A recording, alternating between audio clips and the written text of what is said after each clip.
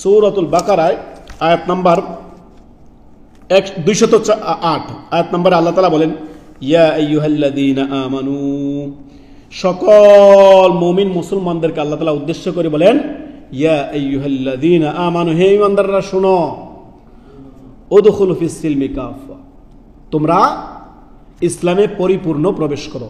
পরিপূর্ণ প্রবেশ কি? একজন ব্যক্তির দৈনন্দিন 5 ওয়াক্ত ফরজ সালাত থাকবে, 5 ওয়াক্তের মধ্যে 4 ওয়াক্ত হবে না।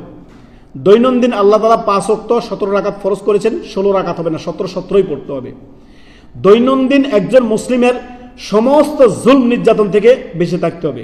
দৈনন্দিন একজন মুসলিমের সমস্ত প্রকার পাপাচার মাসিয়াত গুনাহ থেকে বেঁচে থাকতে হবে।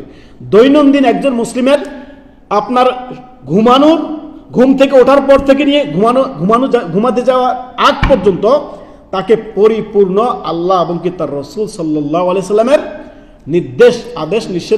নির্দেশ মেনে চলতে হবে। যা আল্লাহ এবং কি তার রাসূল বলেছেন তা করবে, যা নিষেধ করেছেন ছেড়ে দিবে। এর নামে হচ্ছে ইয়া আইয়ুহাল্লাযীনা আমানু উদখুলু ফিস সিলমি কাফা, হে ঈমানদাররা তোমরা ইসলামে পরিপূর্ণ রূপে প্রবেশ করো। ওয়ালা তাত্তাবিউ, অনুসরণ করিও না, ওয়ালা তাত্তাবিউ খুতুওয়াতিশ শায়তান, তোমরা শয়তানের পদঙ্ক করো না, শয়তানের রাস্তা